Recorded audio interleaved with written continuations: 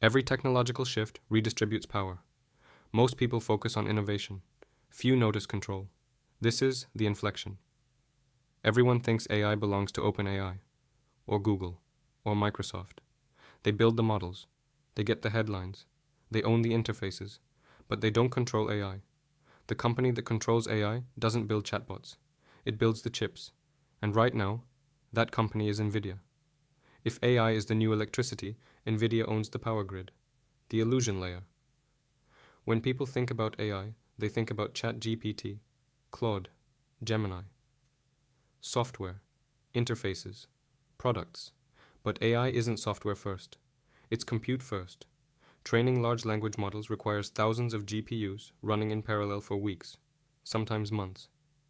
Without compute, there is no model, and nearly all of that compute comes from one supplier.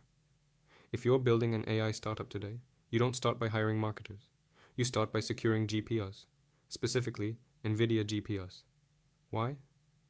Because Nvidia didn't just build hardware. They built CUDA. CUDA is the software layer that allows developers to program Nvidia GPUs efficiently. Over the last decade, AI research was built around CUDA, PyTorch, TensorFlow, entire ecosystems optimized for Nvidia architecture. Switching away isn't simple. It would mean rebuilding the entire stack. That's not preference. That's dependency.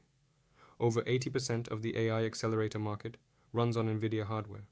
Competitors like AMD exist. Qualcomm is entering the lower end of the market. But in a sector moving this fast, no company pauses to rebuild what already works. Corporate inversion. Now here's where it becomes structural. OpenAI trains on Nvidia chips. Anthropic trains on Nvidia chips.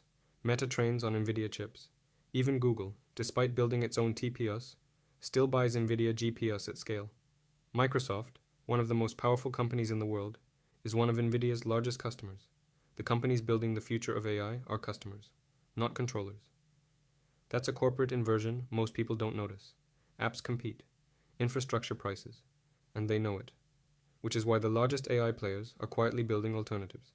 Google advances its TPUs. Amazon expands its Trainium chips. Microsoft develops custom silicon. OpenAI partners with Broadcom to design its own processors. But this isn't a direct attack on Nvidia. It's leverage. Owning even a partial alternative changes negotiation dynamics.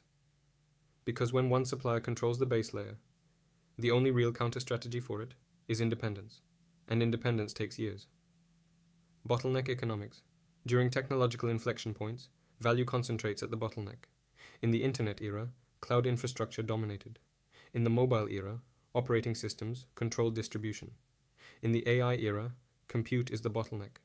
Demand for AI exploded. Advanced GPU supply remains constrained. That creates leverage. And Nvidia isn't just dominant. It's extremely profitable.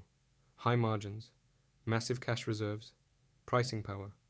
When you control supply during a structural transition, you don't just benefit from growth, you shape it. Nvidia's dominance is protected by its CUDA ecosystem, years of research, billions of lines of optimized code, engineers trained around its architecture. That wall is real, and in the near term, it's extremely difficult to breach. But every concentrated system creates incentives for alternatives. Google's TPUs are more efficient for certain workloads. Custom chips introduce partial independence, not enough to replace Nvidia, but enough to introduce pressure. For now, Nvidia controls the bottleneck, and during inflection points, the bottleneck captures the most value. But the companies depending on it are too powerful to stay dependent forever. That tension doesn't break the system today, but it shapes what happens next. This isn't about who builds the smartest model. It's about who controls the layer beneath it. Today, that layer belongs to Nvidia. And until that changes, AI doesn't belong to the companies you see. It belongs to the infrastructure you don't. And that's where inflection begins. The visible layer gets attention. The invisible layer captures power.